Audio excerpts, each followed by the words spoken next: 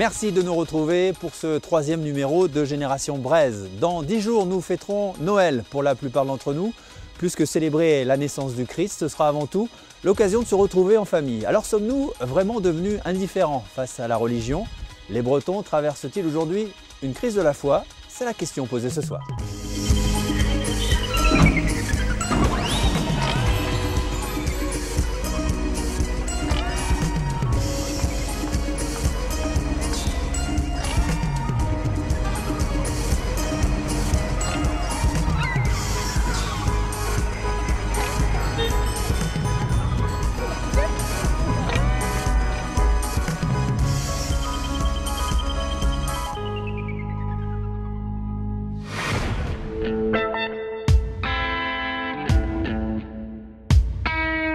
En l'espace de 10 ans, le nombre de baptêmes et de mariages a été divisé par 2.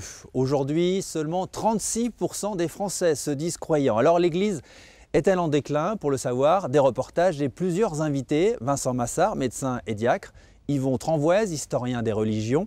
Salvatore Pertutti, président des Athées en Action. Sans oublier les 2 contradicteurs de notre débat, Monseigneur Dornelas, archevêque de Rennes, et Michel Bloch-Lemoine, vice-président de l'association Chrétiens et Libres en Morbihan. Mais nous partons tout de suite dans les Côtes-d'Armor. Nous avons choisi de suivre le quotidien d'une paroisse, celle de Lamballe, pour savoir en fait comment les Bretons vivent leur foi en 2011. La brume enveloppe encore l'aube naissante sur l'étang de Lamballe. Des joggeurs du week-end font le tour du plan d'eau en petite foulée. 6 copains courent ensemble, l'un est pompier, l'autre restaurateur. Pierrick, lui, est le curé de la paroisse. Il a besoin de se défouler, il aime bien le contact avec les gens, c'est vrai qu'il parle beaucoup et tout, et c'est vrai que courir avec lui c'est agréable et il a toujours le petit mot qui fait rire. On a une chance terrible au niveau de la paroisse d'avoir un prêtre de 40 ans parce que c'est un plus et ça donne une vie et une force à la paroisse indéniable.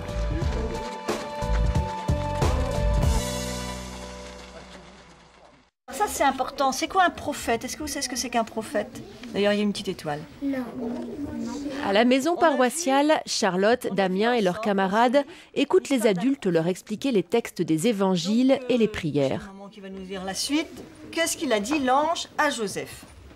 Prier, pour moi, c'est dire à Dieu ce qu'on a fait aujourd'hui, de protéger ce qu'on aime et ce qu'on n'aime pas, mais qui nous aime pas, mais que nous on aime. Et puis penser à ceux aussi qui sont morts. Il y a un nouveau temps qui va démarrer dans l'année liturgique qui s'appelle le temps de l'Avent, voilà. Avant la fête qu'on appelle voilà. Et on célèbre à Noël la naissance de Jésus. J'aime bien ça parce qu'on peut, c'est un endroit où on peut faire beaucoup de prières, on peut penser à Dieu, on peut faire beaucoup de choses. Tout cela arriva afin que... Comme tous les mercredis et samedis matins, c'est catéchisme à Lamballe. Près de 400 enfants y sont inscrits cette année, de ce que l'on appelle l'éveil à la foi pour les plus jeunes, à la confirmation, le dernier sacrement de l'initiation chrétienne. Pierrick Gégondet, costarmoricain de 42 ans, a rejoint Lamballe il y a 2 ans comme curé. La catéchèse aujourd'hui, c'est de permettre aux jeunes de faire l'expérience du Christ dans sa vie. Ce n'est pas une leçon à apprendre, ce n'est plus question-réponse, tu sais pas. C'est de permettre aux jeunes de se laisser saisir et de rencontrer le Christ. La paroisse de Lamballe, Notre-Dame de Grande Puissance, c'est son nom, réunit 9 communes, 15 clochers pour près de 20 000 habitants. S'il y a quelques décennies, chaque église avait son curé, depuis les années 80-90, ça n'est plus du tout le cas. Alors, en 97, le diocèse a réorganisé les paroisses en les regroupant. Ainsi, pour les 15 clochers de la zone de Lamballe, il n'y a plus que 2 prêtres principaux. Ah, salut Pierrick, comment tu vas? T'as vu l'article dans le Ouest France d'hier? J'ai vu, sur la réouverture du Secours catholique. Ouais, exactement, ouais. Ouais, si, je l'ai vu. Pas mal, hein? 10h30, dimanche matin, c'est l'heure de la messe. L'église Saint-Jean se remplit peu à peu de paroissiens, accueillis chaleureusement par l'abbé Gégondet, qui n'oublie pas le petit mot à chacun. L'assemblée est conséquente. Il faut dire que la célébration est consacrée ce jour-là aux enfants, certains en préparation de leur baptême, d'autres de leur première communion. Vous les jeunes qui vivez devant notre assemblée de ce jour, votre première étape vers le sacrement de l'Eucharistie. Cette messe du dimanche, pour moi, c'est essentiel, parce que cette communauté, elle a besoin de se rassembler. Et forcément, pour un chrétien, c'est une nourriture qui donne sens à sa vie chrétienne. Et sans ces rassemblements, on s'isole et on ne fait plus communauté. Et l'Église, c'est la famille qui se rassemble. Si la France compte aujourd'hui à peine 60% de catholiques, ils ne sont plus que 4% de pratiquants allant à la messe tous les dimanches. Ils étaient 20% il y a 40 ans. La pratique religieuse, beaucoup moins assidue, a bien évolué aujourd'hui.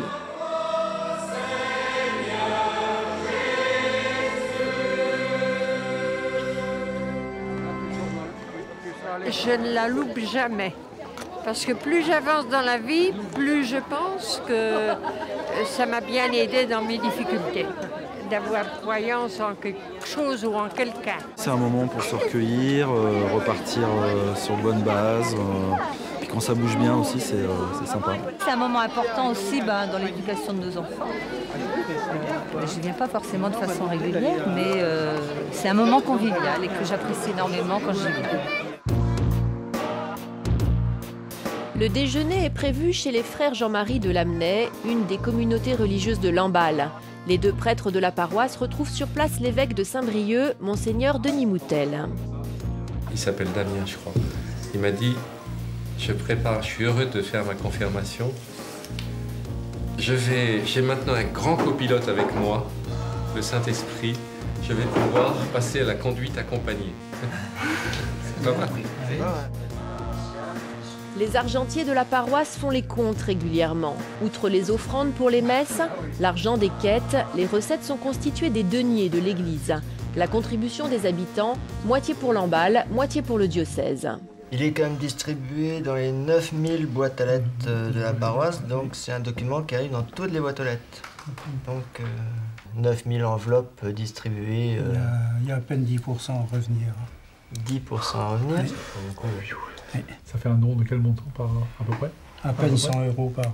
100 €, mais qui revient à la paroisse, c'est combien? À peine 50, puisqu'il revient 50% à la paroisse, donc à peine 50 € par donateur. On arrive à équilibrer, mais ça risque de ne plus être le cas dans les années à venir. Parce que plus ça va aller, moins il y avoir de prêtres, effectivement, moins de messes, et moins d'offices, donc moins de recettes. Et moins de recettes au niveau du denier de l'Église, parce que ce sont quand même les plus anciennes personnes qui versent, et ce nombre-là diminue tous les ans. Avec un budget de 180 000 €, la paroisse paye les indemnités des prêtres, la rémunération de 3 salariés et les charges de fonctionnement et d'entretien des bâtiments. Ce jour-là, dans l'église Saint-Martin, Maïlène, 3 ans, et Amaury, 8 mois, sont baptisés par l'abbé Louis Gomna, arrivé de son Bénin natal au mois de septembre pour pallier le déficit de vocation chez nous. À la résurrection de la chair, à la vie éternelle. Amen. Maïlène, c'est bien Maïlène. C'est bien Maïlène. Maïlène, je te baptise au nom du Père et du Fils et du Saint-Esprit. Amen. On pratique peu, mais par contre, en fait, on se retrouve beaucoup dans des valeurs que l'Église véhicule et qui nous semblent importantes. Les valeurs de famille, de respect, ce genre de choses. Et c'est en ça où on se rapproche à travers ces moments-là de l'Église.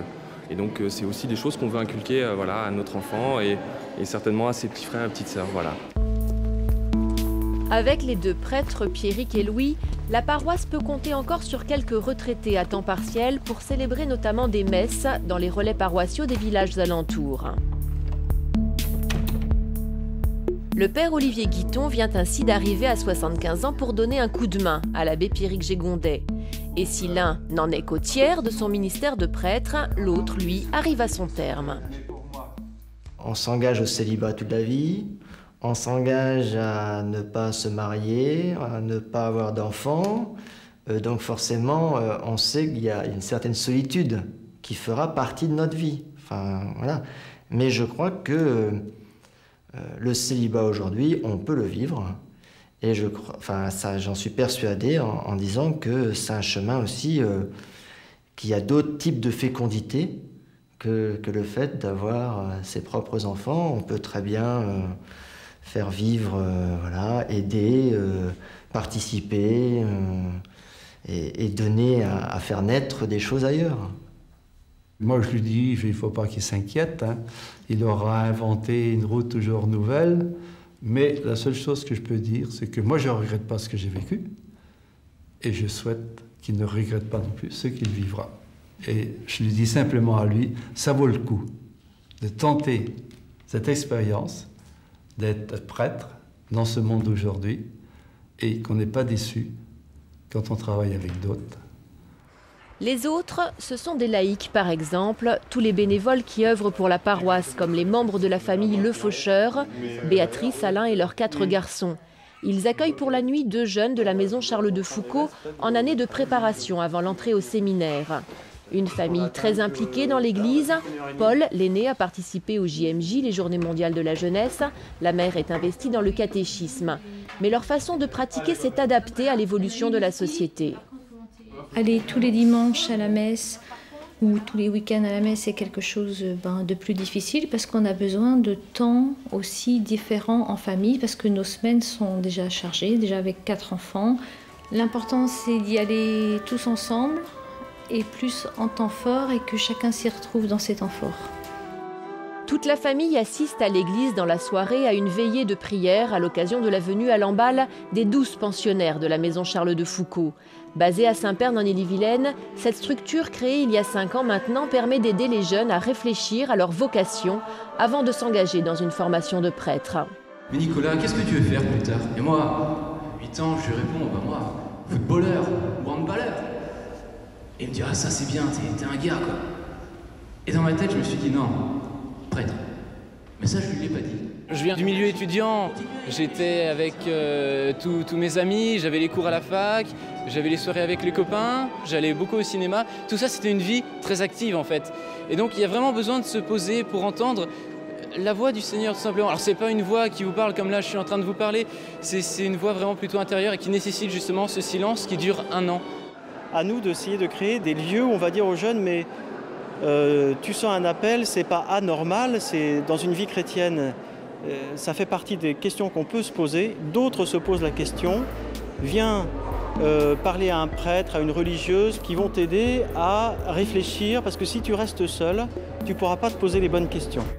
Des questions pour éviter de se fourvoyer et faire en sorte aussi que dans un contexte de très faible vocation, 24 séminaristes bretons cette année, elles échouent le moins possible et se concrétisent. La religion n'est plus du tout au cœur de la vie des gens. Si la pratique est devenue très ponctuelle, de façon paradoxale, l'implication des laïcs est plus forte dans l'Église.